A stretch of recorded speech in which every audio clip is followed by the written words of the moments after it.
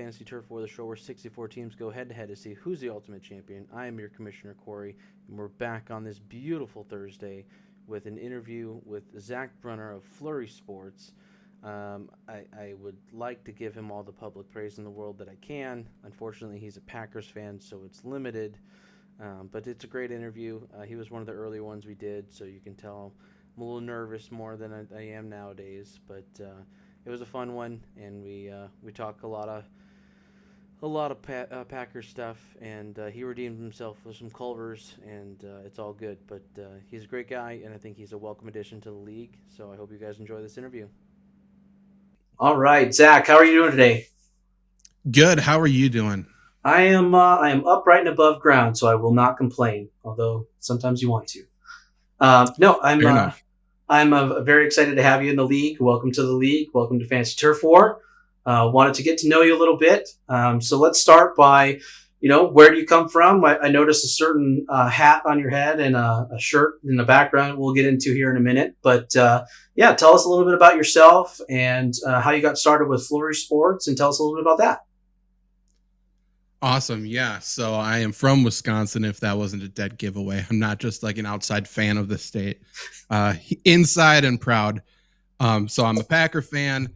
I am from Wisconsin. It feels like sports is just intertwined with the culture here, especially the whole Midwest stuff. So sports has been my entire life. Went to college for multiple things, but including sports management and coaching and all of that as well. So I've been around sports my entire life, and naturally Flurry Sports came up. 2017, so it'd be almost 7 years to when you guys are watching this. It'd be July 1st, 2017. I launched Flurry Sports just sort of as we'll call it a competition. There's another group of people online launching their own fantasy football website, and I thought, wonder why they didn't ask me. So then I launched Flurry Sports to cover a bunch of different sports as well. And they're no longer around. Won the competition, Flurry Sports thriving. So now we have people from all over the world writing for us about different sports. But fantasy football seems to be the top thing, whether it be written or video or podcast or whatever we do. So fantasy football really has driven my entire career, to be honest. Throughout my entire adulthood here. Where does the name Flurry come from? Like, explain what that is. So I was just in my college dorm room, and I had a former high school teacher tell me, like, hey, you should actually try to do what you want to do. Like, this is the time just to do it. No risk involved. And I said I wanted to be a fantasy football person, like a Matthew Berry or whatever. Just do so create alliteration like this. So I just needed to go off and do different things, so I didn't have to do just fantasy football if I didn't want to. So my Twitter handle continues to be Fantasy Flurry. So then when I wanted to start a company, it was just like, what's a name that people already call me, which was just Flurry, and I did Flurry Sports. And now people ask me that all the time. I also get Fantasy Furry. People miss the L a lot in the R. So common misconception, right? Yes, Flurry. Think of snow. Think of snow. We're not the other group of people. It's good to clarify for the audience, just in case they were a little bit curious there. Mm-hmm.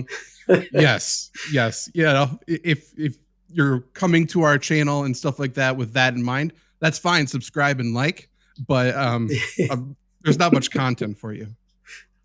Yeah. Well, maybe. We'll see. I'm willing to adapt whatever the people want. Awesome. And so what kind of content does Flurry Sports produce? Is it video, audio, written? Like, what are you putting out there?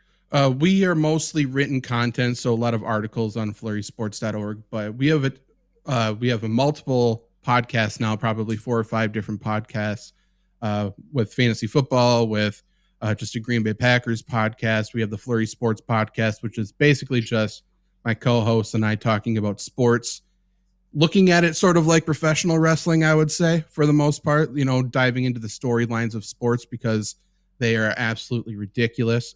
But then we have really started to grow our YouTube channel as well. So probably this next fantasy football season, you'll see a lot of videos for fantasy on the Flurry Sports YouTube as well.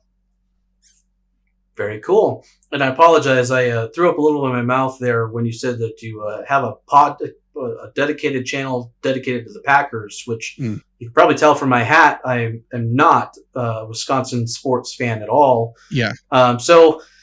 Packers, has it been a lifelong thing? Did you lose a bet? Like, how did that happen? Well, born in Wisconsin, you're sort of born into it. I did have a rebel phase maybe when I was early elementary school when I said, hey, I think I like the Vikings. And people Don't be too loud about that. They were supportive. They got me a Randy Moss jersey, but then I quickly realized, like, hey, this isn't for me. I don't want to be here. So yeah, Packers, pretty much a lifetime thing. If it makes you feel better, a lot of Packer fans dislike me because I'm pretty highly critical of how the Packers run. For many reasons. We can start with the no owner thing. That's just a gimmick that sucks. It's dumb, but it is what it is. Is Jordan Love the chosen one? I don't think so. Sorry about it. His best throws in under, thrown deep ball. Congratulations. But I'm still a Packers fan at the end of the day. I did go to a Detroit Lions Packer game 2 years ago. Tried to cheer for the Lions as sort of as a bit, and it felt so disgusting. So that's how I did know I do truly like the Packers still. It's like your best friends tell you when you're messing up. A good fan tells you when your team is messing up, and that they stick by you either way. So I think, they're not going to say it because, there's no owner, but the Packers appreciate your fandom and your criticism of it. And they would love it if I paid $350 for ownership share as well. Very true. Very true. But, you have the Randy Moss jersey, very fantasy relevant. And, in fantasy football, I'm a Raiders fan by I'd say birth, I think is the right way to put it. But, I'll wear a Christian McCaffrey jersey all day because he's a fantasy god. And there's no love in fantasy, right? Like, there's no loyalty to your Packers when it comes to fantasy football. So let's use that as a way to segue there. So, all right, Fantasy Turf War. It's a pretty serious competition. We got 64 teams going at it, and you bring to the table several years of experience. So you have 16 years under your belt, if I did my math, which we're recording this on a Wednesday in the morning-ish. So look, math is not my best strong suit. So give me some leeway. Maybe it's 17. But 16 years, that's nothing to smirk at. But the real question is, how many championships do you got behind your belt? Got one right here, so don't worry about that. This is Expert League Championship from, I think, Trophy from Trophy Smack. If you if you will, if you'd like to give a code there. But yeah, a lot of, championships are, if I'm not in a league to win a championship, what else are we doing? In 2 dynasties, won them both last year. Dynasty Basketball League won that last year as well. Kind of on a roll. I'll use the Turf War as a heat check. So we'll see what happens. Yeah, there's been it's a very good mixed bag. If some people have decades of experience, I think the highest we have is 32 years of experience in fantasy football, which means they're like back in the day before like paper and pen. Yeah. So and before like forums and even some of that were even existed. So those are some diehards there. I will say that I have, and I probably bring this up on every episode, I have my 6 championship rings there, a couple trophies there. But I'm also notorious for having the best record and most points going into the playoffs, and then losing the first week to anybody. So it is what it is. All right, so you bring 16 years of experience and several championships. So I think you'd be a formidable opponent, although I'm not playing this year. I have to be non-biased.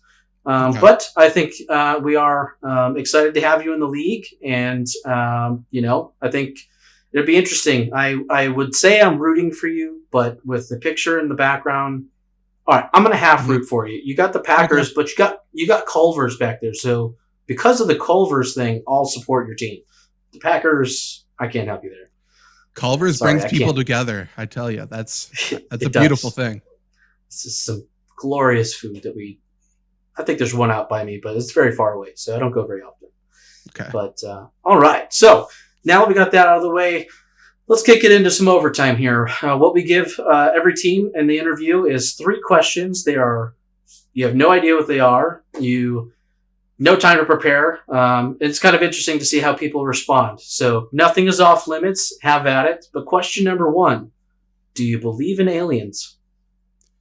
Have to, as my Lord and Savior Aaron Rodgers believes and has seen plenty of sightings. Yeah. Okay. I'm not. I mean, I'm a little big-headed, but I'm not too big-headed to think that I'm the only one out here. You know. Okay. Good to see that your deity status and worship status has translated, even though he has left your beloved Packers. Mm-hmm. I mean, not having a good career at the Jets, but that's besides the point. Not yet. Let's see if he gets to game 2 this year. Maybe that'd be a win. Drive 2. Let's start small. Oh. All right. Question number 2. I have no good segue to that. What is the most unusual item in your office, and what is the story behind it? Ooh, bad time just because we just cleared out my office with a little renovation here. Okay. Well, to be fair, the audience can't see it anyway, so you can put anything into the scenario and we'll call it. That is true. That's a great point. I do have a Broncos Monte Ball jersey. So quite the throwback. Obviously, Wisconsin fan, so I have a connection there. But a few years ago, we did a bunch of charity FIFA online tournaments, and Monte was like gung ho wanting to do it. So he's been. By the way, go back and watch some Monte Ball college highlights if you just want to watch a ton of touchdowns. But he's awesome. He's been a big help in everything I've done career-wise here. And I need to get that jersey hung up again because he's hell of a guy. Fair. So when the jersey enters the room, is it like the apocalypse is triggered, or is it like because is it okay that it's in the office? I'll say as soon as it enters, I pull my hamstring or groin like he did. And I'm not as athletic as maybe I once was. All right. Well, it's good to hear that he's involved with the success of Flurry Sports. And, if he's watching, give us a call. We have some rooms on the teams if you want to join. Just saying. Plug in their stuff. Might have to do it. Now, you probably can't be in the same division as Zach here, but, we definitely find some room. Fair enough. Let's do it. Yeah. All right. So the last question, and this one's a little bit more in depth, if you will. Imagine you have 30 seconds to tell the world anything you want. One message, the entire world has to listen to it. What are you going to tell them? I mean, jokes aside, let's just cut the BS and treat each other normal. It's getting frustrating. I'm not a political guy, and maybe that's why I'm not so angry at everybody else across the imaginary line here. But we need to love each other, or at the very least, not disrespect each other. That's it. Don't step on their toes. They don't step on your toes. We can coexist. It's asinine. It's so stupid right now. Yeah. No, I think that's a great message. I think we need to remember that we are all humans at the end of the day, and there has to be some commonality in that means something to where it's okay. We can have discussions, but at the end of the day, we're all still human, and we need to respect each other for that fact. Yeah. Unless you're not a human, and then that's a whole nother conversation going back to the alien. We can step on their toes. We need to step on their toes. Set the tone immediately. Yeah. But nope, I think that's a beautiful way to end it. Great message. Hopefully the world will listen to things like that, especially in a very contentious year ahead, politically especially, and Fantasy Turf War. But yes, I think that's a brilliant way to end. So Zach, it's been awesome. I wish you the best in the league. A little bit less because of the Packers. But where can people find you? Where can we follow along?